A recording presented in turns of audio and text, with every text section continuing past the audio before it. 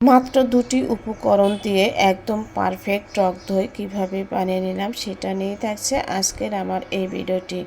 তো দেখতেই পাচ্ছেন যে একদম পারফেক্ট টক দই কিন্তু আমি রেডি করে নিয়েছি, তাও মাত্র দুটি উপকরণ দিয়ে। খুবই ঝটপট এই টক দইটা বানিয়ে নিয়েছি, কিভাবে সেটাই শেয়ার করছি। তো প্রথমে আমার যেটা লাগবে সেটা হচ্ছে আমি 2 লিটার লিকুইড দুধ নিয়েছি। আসলে রোজার মধ্যে বেশিরভাগ সময় টক দই দরকার হয়। তো টক দইটা ছাড়া কিন্তু একদমই চলে না। টক দই বলেন আর মিষ্টি দই বলেন, দুটোই কিন্তু দরকার হয়। আর দোকান থেকে বেশি দামে না কিনে খুবই অল্প খরচের মধ্যেই কিন্তু এই দইটা ঘরেই আমরা বানিয়ে নিতে পারি একদম স্বাস্থ্যসম্মত ভাবে। তো দেখতে পাচ্ছেন যে এখানে আমি দুধটা আমি ভালো করে জাল করে নিচ্ছি। এখানে আমি 2 লিটার দুধ জাল করে প্রায় 1.5 লিটারের মতো করে নিব। এখন দেখতে পাচ্ছেন যে দুধটা কিন্তু আমি সুন্দর মতো জাল করে নিচ্ছি। তো জাল করে নেওয়ার পর এটা আমি কিভাবে দইটা বানাবো সেটাই শেয়ার করছি। দেখেন দুধটা কিন্তু অনেকটাই কমে গেছে। এখন আমি দুধটা একদম সুন্দর মতো ঠান্ডা করে নিব। ঠান্ডা বলতে কুসুম গরম থাকবে, এর চাইতে বেশি ঠান্ডা আবার খুব বেশি গরম কিন্তু রাখা যাবে না, তাহলে দইটা একদমই পারফেক্ট হবে না। আর দেখা যায় যে দোকান থেকে কিনে আনলে দেখা যায়, আমি দেখেছি যে দই দিয়ে কাজ করতে গেলে একদমই পানি উঠে যায়, কাজ করতে পারি না। দেখেন আঙ্গুল ধরে রাখতে পারবেন এরকম গরম কিন্তু আছে। এখন এখানে আমি 20 টাকা দিয়ে একটা টক দই কিনে নিয়ে এসেছিলাম। সেটা আমি একটা বরফ অবস্থায় আসতে, বরফটা যখন গলে যাবে তখন আমি এভাবে ঢেলে রেখে দিব পানিটা ঝরা পর্যন্ত। একদম পানিটা যখন ঝরে যাবে তখনই কিন্তু আমি এটা করে নেব। আর এই কাজটা আমি আগেই করে রেখে দিয়েছিলাম। দেখেন একদম পানিটা কিন্তু ঝরে গেছে। এখন আমি এই দুধের মধ্যে টক দইটা দিয়ে দিলাম, দিয়ে আমি ভালো করে মিশিয়ে নেব। আপনারা ইচ্ছে করলে কিন্তু টক দইটা আলাদা করে ফেটে নিয়েও এর মধ্যে দিতে পারেন। তো দেখতে পাচ্ছেন যে আমি ভালো করে কিন্তু এর সাথে মিশিয়ে নিচ্ছি।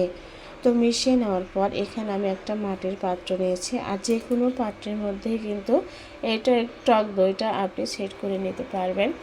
তো আমি অনেকগুলো ছোট ছোট বক্সের ভিতরেও কিন্তু সেট করব, কারণ আমার দেখা যায় যে টক দই বেশিরভাগ সময় দরকার হয় যেন এক একদিন এক একটা বের করে তারপরে কাজ করতে পারে। তো দেখতে পাচ্ছেন যে আমি পাতিলের মধ্যে সুন্দরভাবে কিছুটা দিয়ে দিলাম।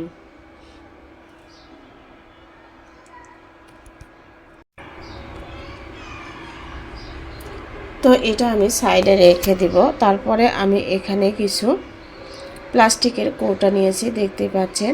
তো সবগুলো কৌটার মধ্যে কিন্তু আমি এই দইটা সেট করব, যেন আমি এক একদিন এক একটা দিয়ে কাজ করতে পারি। আর এটা কিন্তু যখন জমে যাবে ঢাকনা দিয়ে ঢেকে ডিপ ফ্রিজে 1 থেকে 2 মাস সংরক্ষণ করে রেখে দিতে পারবেন, কোনো রকমের সমস্যা হবে না। দেখা যায় যে দোকান থেকে অস্বাস্থ্যকর পরিবেশের টক দই না কিনে যদি আপনি ঘরে সুন্দর করে বানিয়ে নিতে পারেন, আর খরচটাও কিন্তু অনেক কম হয়। তো এইভাবে আমি একটা কাগজ দিয়ে ঢেকে একটা পাতলা কম্বল ভাঁজ করে আমি ঢেকে রেখে দিব। আর এই কাজটা আমি রাত্রে করেছিলাম। তো সকালবেলা উঠে দেখব যে দইটা কেমন হয়েছে। তো দেখতে পাচ্ছেন আমি সুন্দর করে ঢেকে কিন্তু রেখে দিচ্ছি, যেন বাতাসটা বের না হয়। আর যেহেতু এখন একটু ঠান্ডা ঠান্ডায় পড়ে, খুব বেশি কিন্তু গরম পড়ে না। আর দই কিন্তু জমাতে চাইলে অবশ্যই আপনাকে গরম জায়গায় রেখে দিতে হবে। আর যদি হাতে সময় একদমই কম থাকে তাহলে কিন্তু পানির ভাপেও এই দইটা জমানো যায়।